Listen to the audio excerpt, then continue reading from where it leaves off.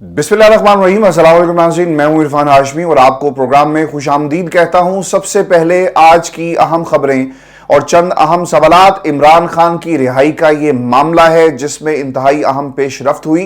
अदालत ने इमरान खान को किस तरह क्लीन चिट दे दी है और फिर तफ्तीशी अफसर के वारंट का असल में माजरा क्या है, इसकी तफसील व्यूअर्स आपके सामने रखेंगे।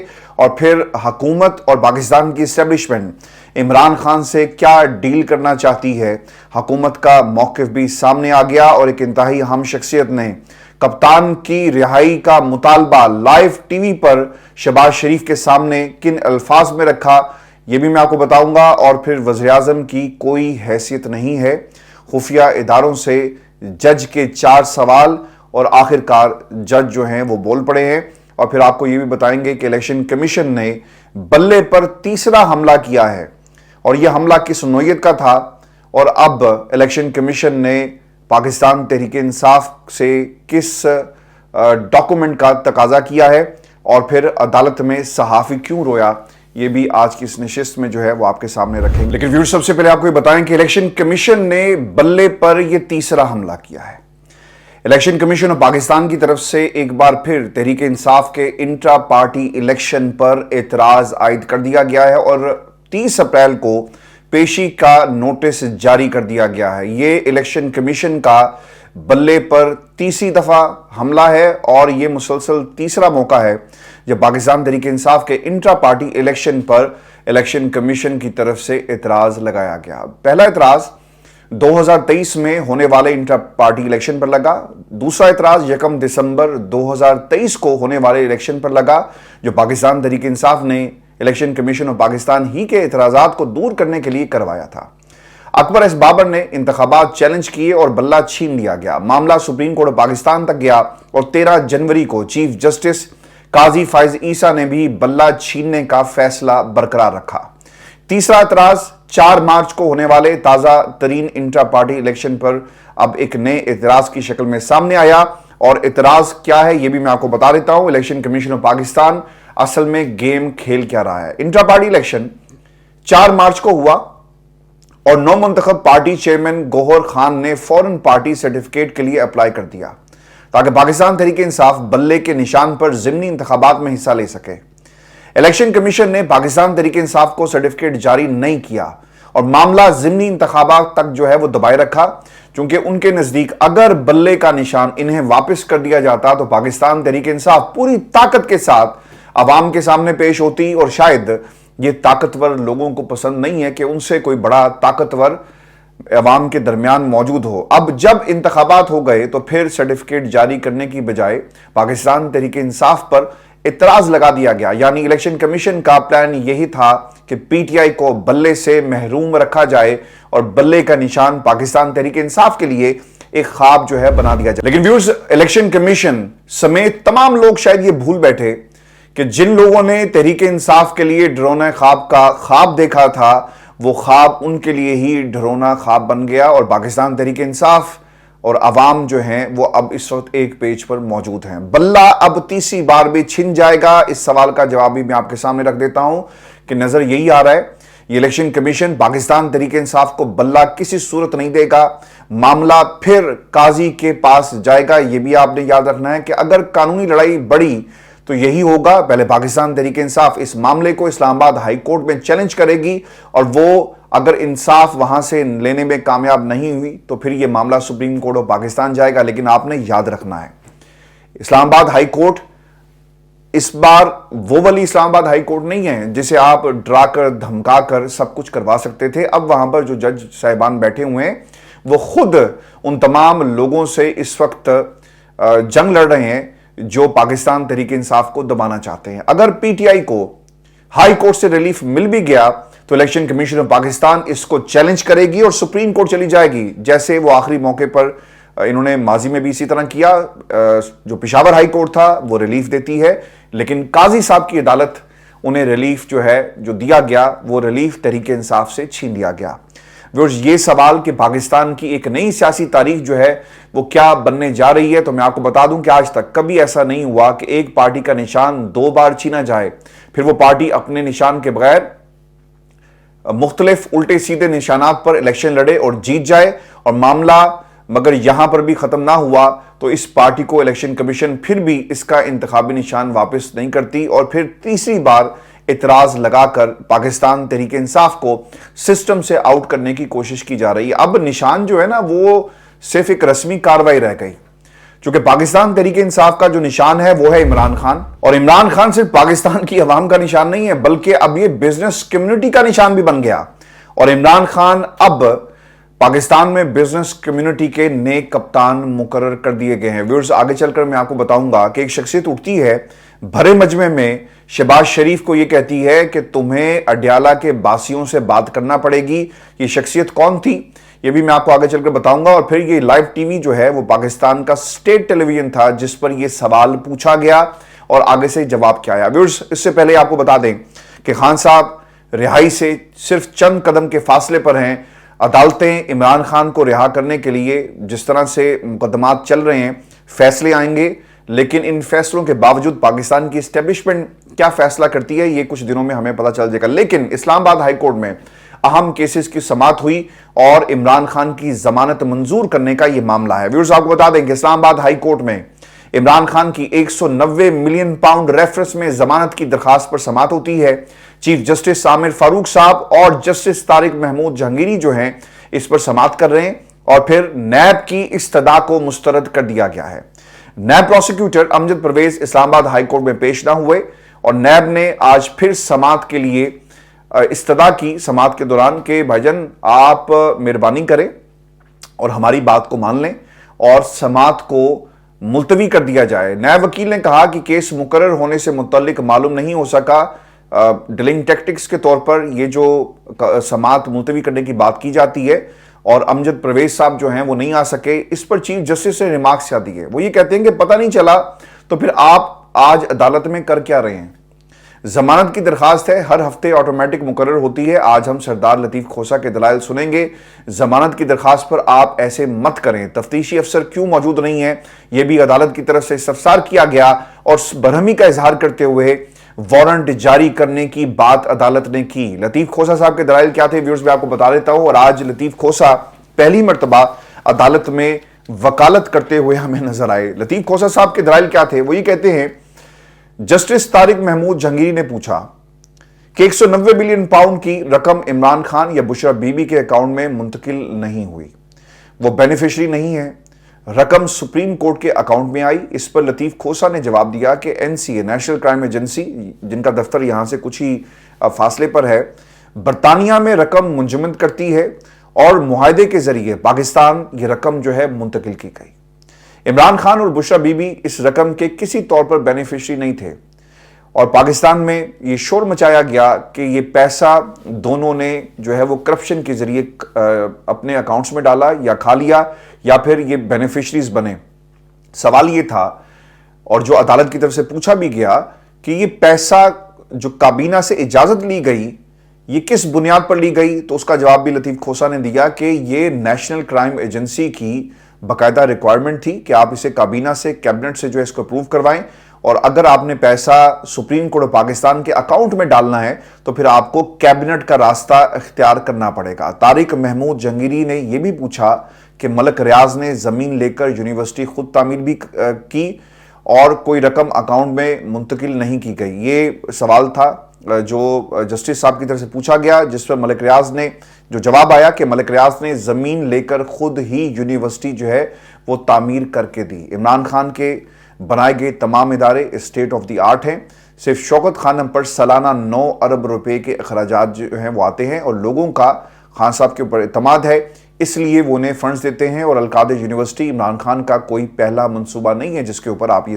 تمام جو ہے وہ شور مچایا جا رہا ہے۔ اہم مکالمہ ہوا جی سردار لطیف کھوسہ کے درمیان اور عدالت میں ججز کے درمیان کہ سردار لطیف کھوسہ نے نیب کے گواہوں کے ٹرائل کورٹ میں دیے گئے بیانات پڑھ کر عدالت کے سامنے سنائے، اور یہ ڈیسائسو مومنٹ تھا اس کیس کے اندر جس پر طارق محمود جہانگیری صاحب نے کہا کہ بہت اچھے اور بڑے گواہ جو ہیں وہ آپ نے پیش کیے نیب کی طرف سے۔ لطیف کھوسہ نے اس کا جواب یہ دیا کہ اس کے بعد کوئی کیس باقی رہ نہیں جاتا، چونکہ جس قسم کی گواہی اس کیس کے اندر دی جا رہی ہے، اور اگر اسلام آباد ہائی کورٹ عمران خان کی ضمانت کو جو ہے وہ کنفرم کر دیتا ہے اسلام آباد ہائی کورٹ کی طرف سے اس عدالت میں، تو پھر ٹرائل کورٹ کے اندر یقیناً یہ تمام نکات جو ہیں وہ اٹھائے جائیں گے، بالکل اسی طرح جیسا سائفر کے اندر ہوا۔ آپ کو یاد ہوگا کہ سپریم کورٹ پاکستان کے انتہائی اہم ریمارکس آئے، اور پھر اس کے بعد ٹرائل کورٹ کے اندر سائفر کے ساتھ کیا کچھ ہوا، یہ بھی دیکھنا پڑے گا کہ اس سے بڑی عدالت یعنی ٹرائل کورٹ سے بڑی عدالت جو ہے وہ کن نکات کے اوپر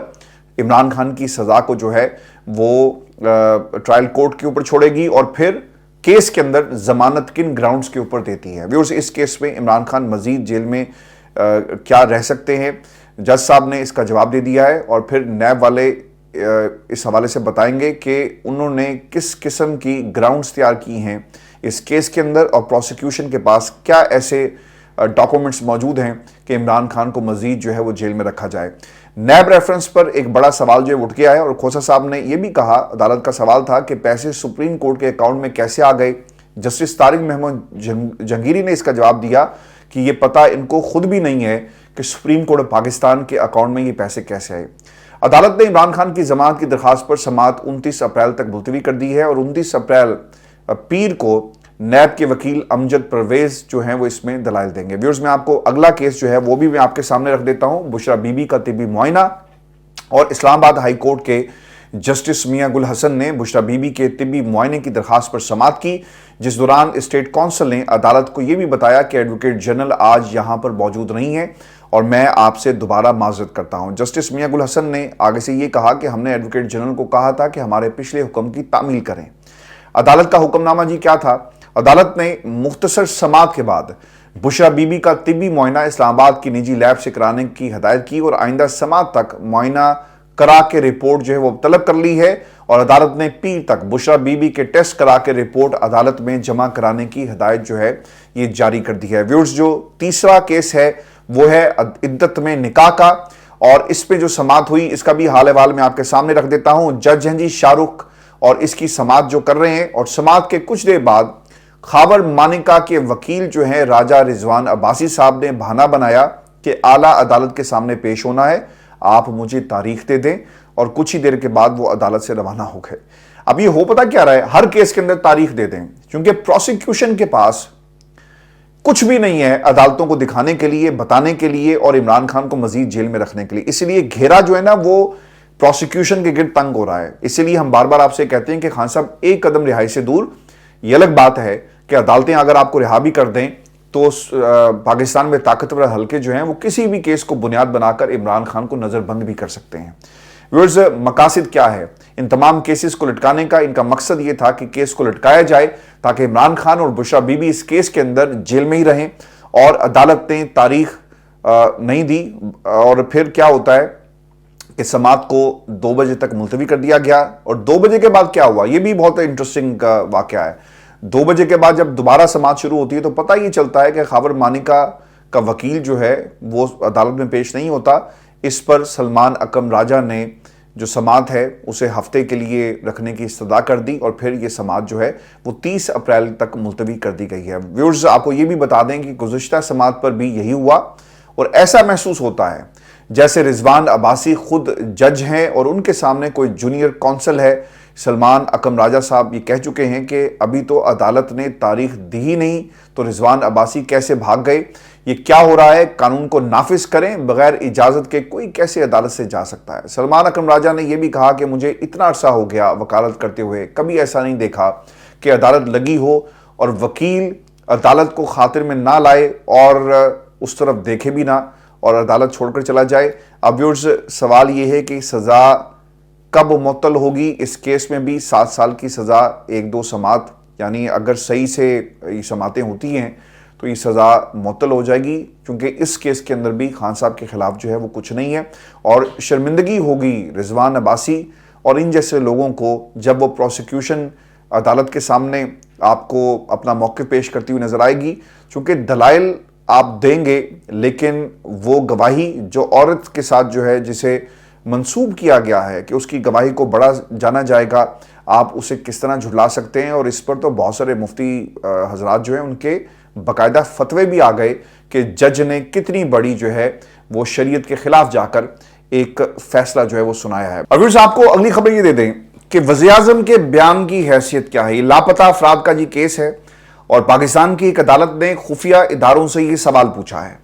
اسلام آباد ہائی کورٹ میں بلوچ لاپتہ افراد سے متعلق کیس کی سماعت ہوئی۔ اٹارنی جنرل منصور عوان عدالت کے سامنے پیش ہوئے اور بازیاب ہونے والے لاپتہ افراد سے متعلق جو رپورٹ ہے وہ عدالت کے سامنے پیش کی گئی۔ اس کیس کی سماعت جسٹس محسن اختر کیانی صاحب کر رہے ہیں۔ یہ آپ کو یاد رکھنا ہے، ان کی اہمیت اس لیے کیونکہ انہی کے خلاف جو ہے وہ ایک ریفرنس بنا کر بھیجا گیا۔ اب وکیل ایمان مزاری صاحب کیا کہتی ہیں کہ جس دن نگران وزیر اعظم اس عدالت کے سامنے پیش ہوئے تھے اسی روز ایک بلوچ اسٹوڈنٹ کو اٹھا لیا گیا، اگلے دن اسے راولپنڈی سے جو ہے وہ چھوڑ دیا جاتا ہے۔ جسٹس محسن اختر کیانی کے ریمارکس بھی بہت ہی اہمیت کے حامل ہیں اور انہوں نے پاکستان کے جو لا انفورسمنٹ کی جتنی بھی ایجنسیز ہیں، ادارے ہیں، ڈپارٹمنٹس ہیں، ان کا ایک باقاعدہ جو ہے ایک کمپیریٹیو انالیسس کر کے عدالت کے جب یہ سماعت ہو رہی تھی سب لوگوں کے سامنے رکھا، اور وہ کیا کہتے ہیں؟ وہ یہ کہتے ہیں جی کہ پولیس والوں کو آرام سے معطل آپ کر دیتے ہیں کیونکہ وہ جو بھی کرتے ہیں سب کے سامنے کرتے ہیں۔ کیا ایجنسیز میں کوئی جواب دہ ہے؟ خود احتسابی کہاں پر ہے؟ جو نظر آئے جبری گمشدگی کمیشن کے خلاف میری رائے اس لیے ہے کیونکہ یہ انہی کے ساتھ بیٹھ کر کام کرتے ہیں جن پر الزام ہوتا ہے۔ جو ادارے قانون کے ماتحت ہیں وہ ریگولیٹ ہو جاتے ہیں، جو قانون سے ماورائے کارروائی کرتے ہیں یعنی قانون کے خلاف جا کر کارروائی کریں گے ان کی ریگولیشن جو ہے وہ کہاں پر ہے۔ جن کا کوئی پیارا لاپتہ ہو جائے، وہ عام آدمی، وکیل یا جج کا رشتہ دار ہو، یہ عمل ان کے اندر نفرت پیدا کرتا ہے۔ ایک گھر کا مرد جس کا بھائی لاپتہ ہے، جس کی ماں بہن بیٹی پر کیا گزرتی ہے، کیا کسی کو یہ معلوم ہے؟ پولیس تمام اداروں سے زیادہ بہتر ہے کیونکہ وہ کارروائی سب کے سامنے کرتے ہیں۔ ٹھیک ہو یا غلط یہ الگ بات ہے، بالکل ٹھیک انہوں نے کہا۔ وفاقی حکومت وزارت دفاع سے پوچھ کر بتا دیں کہ ایجنسیز کے اندر کیا خود احتسابی کا عمل ہے۔ ٹھیک ہے، ورکنگ میں غلطی ہو سکتی ہے لیکن اس کا مطلب یہ نہیں ہے کہ کوئی جواب دہ نہیں ہے۔ ویورز، میں آپ کو یہ بھی بتا دوں کہ جو ریمارکس آ رہے ہیں نا، یہ مجھے آنے والے دنوں کے اندر اسلام آباد ہائی کورٹ کے تمام ججز اور پاکستان کے جو خفیہ ایجنسیز ہیں ان کے درمیان ایک لڑائی جو ہے وہ نظر آ رہی ہے، کیونکہ اگلے ریمارکس وہ کیا کہتے ہیں کہ اگر کوئی دہشت گرد ہے تو پرچہ دیں، کارروائی کریں، لیکن ماورائے عدالت کارروائی نہ کریں۔ ایجنسیز کا کردار کسی قانون کے تحت ہوگا، جس طرح ایف آئی اے اور دیگر اداروں کا ہے۔ ہر ادارہ اپنے اختیار کے اندر رہ کر کام کرتا ہے، عدالت نے بھی اپنے اختیار کے اندر رہ کر کام کرنا ہے۔ قانون کے مطابق کسی بھی معاملے کو حل کرنے کے ہزار ایشوز ہیں۔ ایک کمیٹی بنائی جس میں D G I S I, D G I B, D G F I A ان سے متعلق جو ہے وہ ہمیں بتائیں، اور پھر بینیفیشری کی وکیل بتا رہی ہیں کہ جس دن وزیر اعظم یہاں بیان دے کر گئے اسی روز ایک بندے کو اٹھا لیا گیا۔ اس سے پتہ چلتا ہے کہ وزیر اعظم کی اور اس کے بیان کی کوئی حیثیت نہیں ہے اور ایک کٹ پتلی وزیر اعظم تھا۔ یہ میں آپ کو اپنا ایک تجزیہ آپ کے سامنے رکھ رہا ہوں، لیکن عدالت نے یہ کہا کہ بیان کی کوئی حیثیت نہیں ہے۔ ویورز، یہ بھی ایک امپورٹنٹ ٹائم ہے، ایکسٹرا آرڈنری ٹائم سے اس وقت پوری ملک جو ہے ملک کی عوام گزر رہی ہے کہ صحافی اور اس کے ساتھ ساتھ جو لوگ جنہیں اٹھا لیا جاتا ہے ان کے خلاف مقدمات نہیں ہوتے، صرف ڈرانے کے لیے، دھمکانے کے لیے سب کچھ جو ہے وہ کیا جاتا ہے۔ اب عدالت کیا کہتی ہے یہ بھی غور کریں۔ عدالت نے یہ بھی کہا کہ یہ صحافی ہیں، ان کی ایک رائے ہے، کسی کو ان کی بات پسند نہیں آتی تو اس کو ٹھیک ہے، آپ اس کے خلاف جا سکتے ہیں نا اگر وہ حقائق سے ہٹ کر کوئی بات کر رہا ہے، لیکن یہاں پر ایسا نہیں ہوتا۔ پھر عدالت یہ بھی کہتی ہے کہ اگر یہ یہاں کھڑے ہو کر کچھ کہیں گے تو نوشکی میں پرچہ نہیں ہوگا، یعنی بات اسلام آباد میں کی، پرچہ آپ نے بلوچستان میں کٹوا دیا، سندھ میں کٹوا دیا۔ ایک ہی الزام پر ایک سے زائد مقدمات درج کرنے کے حوالے سے قانون کیا کہتا ہے؟ ایک وی لاک کی بنیاد پر 25 مقدمات کسی بھی صحافی کے خلاف جو ہیں وہ درج کر دیے جاتے ہیں۔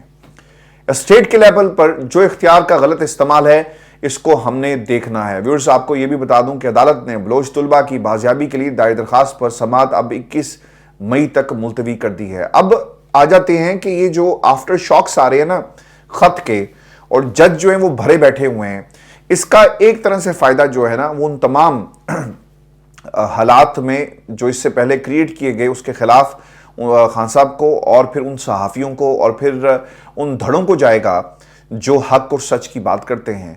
اب عدالتی موڈ جو ہے وہ کیا بتا رہا ہے، کیونکہ اس میں ایک واضح تبدیلی ہم نے دیکھی۔ جسٹس محسن اختر کیانی کے خلاف بھی جو بے ضابطگیوں اور جائیداد نہ ظاہر کرنے کا ایک ریفرنس دائر کیا گیا، اور یہ تب ہوا جب ان کی طرف سے اس طرح کے فیصلے آنا شروع ہوئے۔ اس کے بعد کیا ہوتا ہے جی کہ فل کورٹ اجلاس ہوا کل، اور اجلاس کے بعد جسٹس محسن اختر کیانی نے सिफारिश की कि वो जज अबुल हसनात जिन्होंने इमरान खान और शाह महमूद कुरैशी को सजा दी थी उन्हें स्पेशल कोर्ट से हटा दिया जाए। यानी फुल कोर्ट में जो अहम फैसले हुए, इससे ये वाजे हो गया कि अब अदालती मूड पहले जैसा नहीं होगा। अब अगर उन पर दबाव आएगा, वो चाहे हुकूमत का हो या फिर किसी एग्जीक्यूटिव का, किसी और का, वो उसे किसी तरह भी कबूल जो है वो नहीं करेंगे।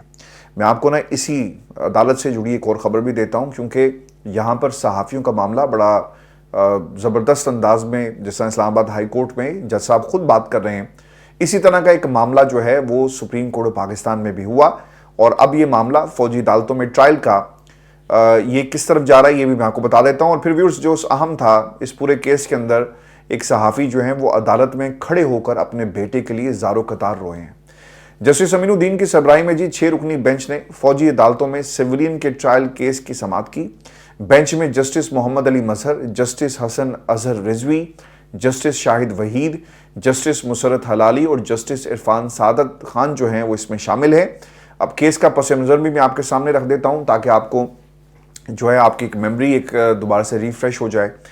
सिविलियंस के मिलिट्री ट्रायल के खिलाफ दरख्वास्त गुजार साबिक चीफ जस्टिस जवाद एस खाजा, इत्तेजाज एहसन, करामत अली और इमरान खान है।